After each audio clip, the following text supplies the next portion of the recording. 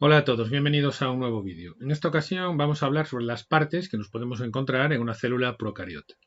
Habíamos dicho en vídeos anteriores que, según la teoría celular, todos los seres vivos estamos compuestos de células y que existen dos tipos de organización celular, la procariota y la eucariota. Los procariotas, recordamos brevemente, son las bacterias y las arqueobacterias, son las células más primitivas que existen, las primeras en aparecer en la historia evolutiva de la Tierra y también son las más abundantes. Nos las podemos encontrar en todas partes, en el aire, en el agua, incluso nosotros encima llevamos una cantidad importante de bacterias en la microbiota. Bueno, pues como digo, vamos a ir explicando, utilizando este dibujo esquemático que veis aquí, las partes que podemos encontrar en la célula procariota. En una célula procariota típica, en una bacteria típica, vamos a tener tres envolturas. Una membrana plasmática, que aquí aparece en verde, una pared de péptidoglicano, que aparece en amarillo, y una cápsula, que aquí está dibujado en rojo. Así que membrana, pared y cápsula, de dentro hacia afuera. La membrana plasmática que van a tener las bacterias sigue el modelo del mosaico fluido que proponen Singer y Nicholson en 1972. Es decir, tenemos una doble capa de lípidos, una bicapa, que son anfipáticos, es decir, que tienen una parte polar y otra no polar, y en esa bicapa de lípidos, que aquí están representados estas bolitas azules con estas colas que veis aquí, en esta bicapa de lípidos están anclados distintos tipos de proteínas. Hablaremos sobre el modelo del mosaico fluido en otro vídeo posterior. También vamos a tener, aparte de los lípidos y las proteínas, glúcidos, ¿vale? Que se van a agrupar sobre todo en la parte externa para formar lo que conocemos como el glicocálix. Es decir, que la membrana plasmática sigue el modelo típico que seguramente muchos de vosotros ya conocéis. Por encima de la membrana plasmática vamos a tener una pared celular, una pared bacteriana, que es la que aparece aquí dibujada en amarillo. Está hecha de una sustancia que se llama peptidoglicano, también conocido como mureína, que es un polisacárido que lleva aminoácidos, ¿vale? Es una secuencia alternante de N-acetilglucosamina y ácido N-acetilmurámico y este polisacárido lleva también algunos aminoácidos. Este peptidoglicano, que es típico de la pared bacteriana, según cómo esté dispuesto, nos vamos a encontrar dos tipos de bacterias, ¿vale? Realmente, respecto a cómo esté configurada esta pared bacteriana, nos vamos a encontrar dos tipos de bacterias, las gram positivas y las gram negativas. Haremos algún vídeo explicando un poco la tinción gram. Hay una tinción que se utiliza para poder teñir bacterias y a las que se tiñen con esa tinción, que se llama tinción de gram, les llamamos bacterias gram positivas, y las que no retienen el colorante, las que no se pueden teñir con esa tinción de gram, les llamamos gram negativas. Bueno, pues eso, como os explicaré en otro vídeo, tiene que ver con cómo está configurada la pared de peptidoglicano. Entonces, membrana plasmática, por encima una pared de peptidoglicano y tenemos también una cápsula, que sería la que está representada en rojo. La cápsula bacteriana es una capa que está formada por polímeros orgánicos. Generalmente son glucoproteínas y polisacáridos. Tiene varias funciones. Vamos a destacar estas tres que veis aquí. Sirve como cubierta protectora contra la fagocitosis, es decir, que nos la vamos a encontrar en bacterias patógenas, las bacterias que producen enfermedades. Por cierto, que las bacterias patógenas, las que producen enfermedades, son una minoría. Lo normal en las bacterias es que o son beneficiosas o simplemente no son ni beneficiosas ni perjudiciales, ¿vale? Hay un porcentaje muy pequeño de bacterias patógenas. Pero esas bacterias patógenas la utilizan, la cápsula bacteriana, como mecanismo para evitar la fagocitosis, ¿vale? Por parte de las células de nuestro sistema inmunitario. La cápsula también sirve como lugar de eliminación de sustancias de desecho y además protege de la desecación y evita el ataque de los bacteriófagos. Los bacteriófagos son un tipo de virus que son capaces de infectar bacterias. Los virus, como hablaremos en otro vídeo, son organismos que para poder reproducirse necesitan infectar una célula y pueden infectar una célula animal, una célula vegetal o también existen virus que pueden infectar una célula bacteriana, una célula procariota. Esos virus que infectan procariotas les llamamos bacteriófagos, que significa comedores de bacterias, porque en los cultivos de bacterianos generan unas calvas, una especie de lagunas en las que no crecen bacterias. ¿vale? Bueno, pues estas serían las funciones más destacadas de la cápsula bacteriana. Vamos a tener también material genético. Os dije cuando hablamos de las diferencias entre procariotas y eucariotas que todas las células, independientemente de que sean procariotas o eucariotas, todas van a tener una membrana plasmática, un citoplasma y un material genético. Pues el material genético en las células procariotas lo vamos a encontrar en el cromosoma bacteriano y también en los plásmidos. Entonces, el cromosoma bacteriano, que es este que veis aquí señalado con esta línea, se encuentra en una región del citoplasma a la que llamamos nucleoide. Recordamos que las bacterias, los procariotas, no tienen núcleo. Nucleoide significa falso núcleo, ¿vale?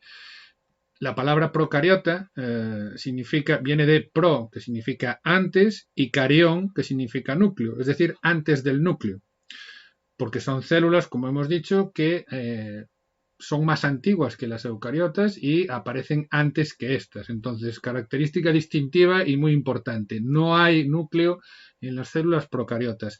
La región del citoplasma en la que está el cromosoma le llamamos nucleoide. El cromosoma bacteriano, ¿en qué va a consistir? Pues va a consistir en una sola molécula de ADN bicatenario que es circular, es decir, que está cerrada por los extremos y que va a estar asociado a proteínas que no son histonas. Ya os hablé en otro vídeo de cómo se compacta el ADN para formar cromosomas y cromatina en las células eucariotas. Os dejo por ahí el vídeo, unas tarjetas. Pero eso no va a suceder así en los procariotas. En los procariotas el ADN no está acomplejado, no está unido a proteínas histonas, ¿vale? Esto en cuanto al cromosoma bacteriano. ADN circular, una sola molécula. Pero también hay, el material genético de las bacterias también puede estar contenido en plásmidos. Esto que veis aquí es un plásmido y esto que veis aquí es otro plásmido. Entonces en este dibujo tenemos un cromosoma bacteriano, que sería este grande de aquí, que no aparece como circular, porque en muchos dibujos lo podéis encontrar como una molécula circular perfecta. Bueno, ¿qué pasa? Que no hay una molécula circular perfecta dentro de la bacteria, porque el ADN puede sufrir torsiones y superenrollamientos que lo pueden dejar de esta forma, ¿no? Podemos encontrar el material genético en este dibujo, digo.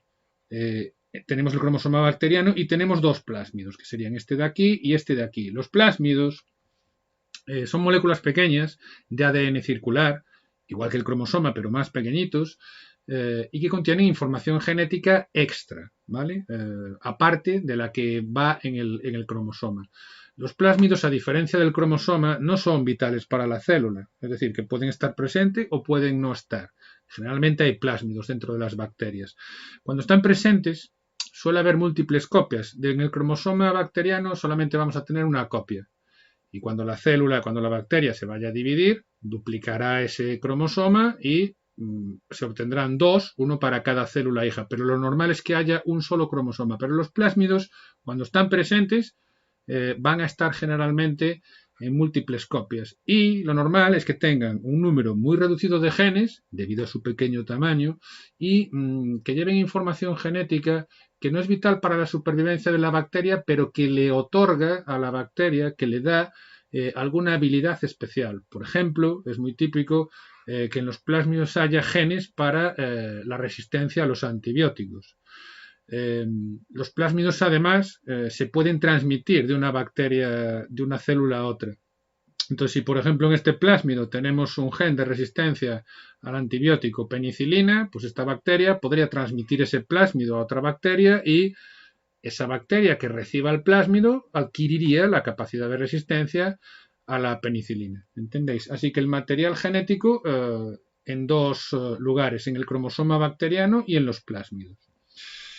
Vamos a tener también en la célula procariota ribosomas.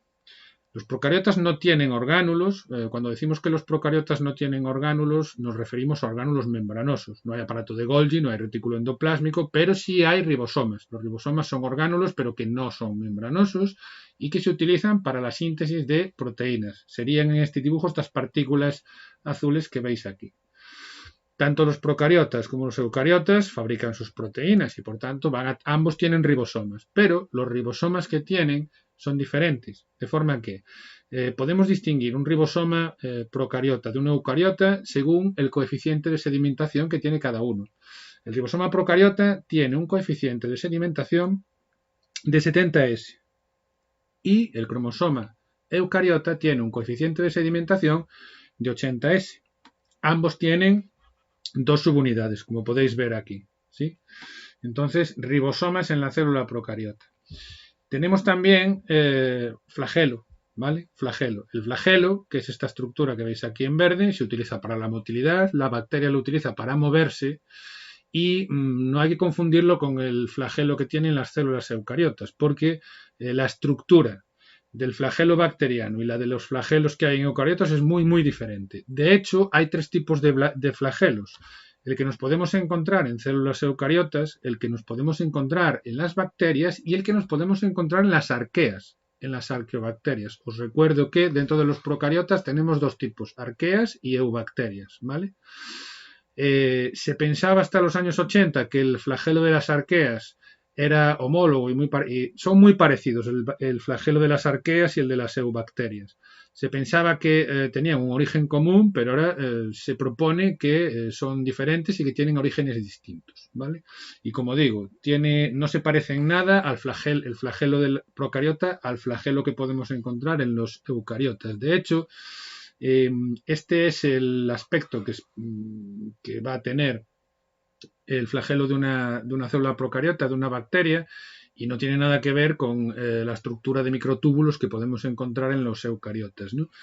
También hay que comentar que distintas especies de bacterias pueden tener diferente número de flagelos y además pueden estar localizados de forma distinta. Se habla típicamente de las bacterias monotricas, que son las que tienen un solo flagelo en un extremo, que sería esta que veis aquí. Tendríamos bacterias que son lofotricas, que serían las que tienen un penacho de flagelos en uno de los extremos de la célula. Las bacterias anfitricas serían las que tienen un flagelo en un extremo y otro flagelo en otro extremo, y luego tendríamos también las bacterias peritricas, que son las que tienen flagelos a lo largo de toda la superficie, ¿no? Esto se puede usar en algunos casos para la identificación del tipo de bacteria y no vamos a ver en detalle la estructura del flagelo, pero os comento que está hecho de varios tipos de proteínas, tiene varios anillos, como este de aquí, este de aquí, este de aquí, está hecho de distintos tipos de proteínas y tiene un filamento. Todo esto es una especie de maquinaria proteica que puede girar en un sentido horario o antihorario. Por cierto que es muy curioso porque según gire en un sentido o en otro, la célula avanza o retrocede y es una maquinaria pues curiosa y, como digo, como he comentado, muy diferente a lo que podemos encontrar en un flagelo de los eucariotas. ¿Qué más tenemos en una célula procariota? Tenemos fimbrias y pili. ¿Veis estas prolongaciones pilosas que están aquí dibujadas en verde? Bueno, a menudo encontraréis por ahí que en algunos libros les llaman fimbrias, en otros les llaman pili. Realmente los términos pili y fimbria muchas veces se utilizan como términos intercambiables, ¿vale? Como con el mismo significado, pero sí que es cierto que el término fimbria se suele utilizar más para los pelos cortitos que utilizan las bacterias para adherirse a superficies, para pegarse a una superficie, mientras que pili se suele utilizar más para referirse a los pelos que son un poquito más largos y que se utilizan en la conjugación bacteriana. La conjugación bacteriana es un proceso en el que las bacterias intercambian material genético. Las bacterias no tienen reproducción sexual, pero sí que tienen una serie de mecanismos de intercambio de material genético que se conocen con el nombre de fenómenos parasexuales y de los que hablaremos también en un próximo vídeo. Y ahora vamos a comentar brevemente la morfología bacteriana. Lo más típico es clasificar las bacterias según la forma que tengan en cocos, bacilos, vibrios y espiroquetas. Hay muchos más tipos y realmente las bacterias pueden tener formas muy, muy, muy diferentes. Pero vamos a comentar estos que veis aquí. Los cocos son las bacterias que tienen una forma redondeada, que serían estas que veis aquí. Son bacterias redondas. Esto sería un coco. Si van en grupos de dos les llamamos diplococo, dos cocos. Pueden estar encapsulados los diplococos. Cuando aparecen en grupos de cuatro cocos, a eso le llamamos tétrada. Cuando van en grupos de 8, a eso se le llama sarcina. ¿vale? Una sarcina sería un grupo de 4 cocos, 4 bacterias redondeadas. Y fijaos, strepto significa cadena. Entonces, un estreptococo, ¿qué sería un estreptococo? Es una cadena de cocos. 1, 2, 3, 4, 5, 6. Las bacterias, los procariotas, no pueden formar tejidos, pero sí que se pueden agrupar para formar colonias y pueden aparecer juntas. Entonces, no hay una especialización de funciones, no podemos hablar de tejido, pero sí que pueden, por ejemplo, formar cadenas y cuando eso sucede decimos que se trata de un estreptococo. También existen bacterias que son alargadas y a las que llamamos bacilos, y fijaos en el estreptobacilo. ¿Qué sería un estreptobacilo? Si un estreptococo es una cadena de cocos, un estreptobacilo será una cadena de bacilos. Los bacilos, fijaos que tienen forma alargada. Fijaos también que existe una forma intermedia que es el cocobacilo, que no es exactamente redondo, tampoco es exactamente alargado, bueno, sería una especie de forma intermedia. Y los bacilos, fijaos que pueden aparecer en diplos también, diplobacilos, en cadenas, estreptobacilos, en empalizada. Estrepto hemos dicho que significa cadena, estafilo significa racimo, fijaos en el estafilococo, tiene forma como si fuese una especie de racimo de uvas, lo que pasa es que cada uva sería un coco, una bacteria. Y luego fijaos en los vibrios van a tener forma curvada, forma como de coma, y tenemos también las espiroquetas, que tienen esta forma helicoidal, así como como espiral, ¿sí?